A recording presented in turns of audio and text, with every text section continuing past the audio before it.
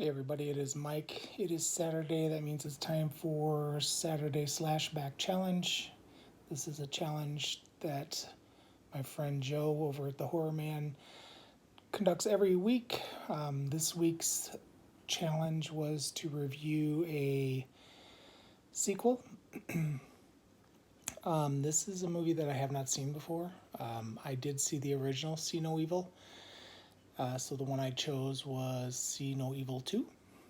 This one stars Danielle Harris as Amy, Catherine Isabel as Tamara. It also stars Kaj Eric Erickson as Seth, and then there's some other characters. We have Amy's brother, her boss, a couple more of her friends, and then of course we have Kane. I guess he was a wrestler way back in the day, but he did play Jacob Goodnight in both movies. Very big, intimidating dude. So, this story is basically starts right after the first one. This one was released in 2014, and it runs about 90 minutes long. In the first one, Jacob and his mother were actually the proprietors of an old hotel, and this group of people went into this hotel to clean it up, and a bunch of them got killed. There were some survivors in that one, and we really don't find out anything about them in this one. This one actually takes place in a morgue, so immediately the setting is pretty eerie. We have the morgue staff, and then it is Amy's birthday, and just as she is getting ready to leave to celebrate her birthday, they get word that all these dead people from this hotel are going to be showing up at the morgue, so she insists on staying for a little while.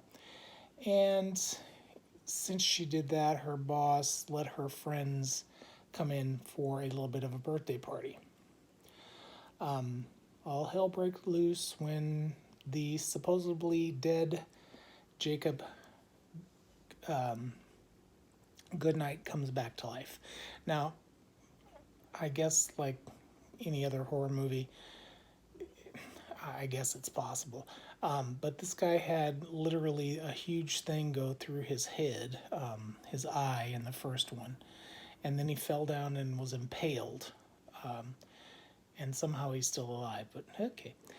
So basically, he wakes up and he starts going through the morgue and pretty much, kills off people. I will say that the kills in this one was not as creative or gruesome as the first one. So, but still fun. I enjoyed it. So some of the pros, I thought the acting was pretty good. Of course, Danielle Harris is always good. The guy who played her brother, I didn't write his name down, but he was pretty good. He was kind of a creep, but he did a good job. And also, I loved the the love interest of Amy. His name was Seth in the movie. He was really good, and of course Kane. And then this other girl, Catherine Isabel, she was hysterical. Loved her. The pace of the movie was really good. I mean, not a whole lot of time to think about what was going on. It pretty much was fast and furious from the beginning. Not a whole lot of interesting. It was just pretty fast, and the setting, of course, was super creepy and effective. Some of the cons, like I said, it wasn't quite as gruesome as that first one. That first one just was, oof. So many horrible things happened to those kids, and he was constantly ripping eyeballs out of heads and stuff like that, so that was pretty rough. And of course, his mother was not in this one as much, so, she was a real bitch. Also, there was not a whole lot of character development for any, and most horror movies that's kind of true, but really, I mean, I kept having to think, okay, now who's this girl?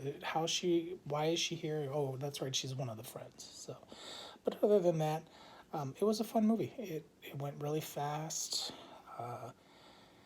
Yeah, I enjoyed it a lot. Is it as good as the original?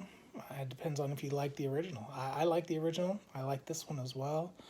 Overall, I'd give this one a B, and it will make my shelf. So that is my Saturday slashback challenge for this week. Hope all is well, and consider doing this challenge yourself. It's a lot of fun. Thanks, guys. Bye.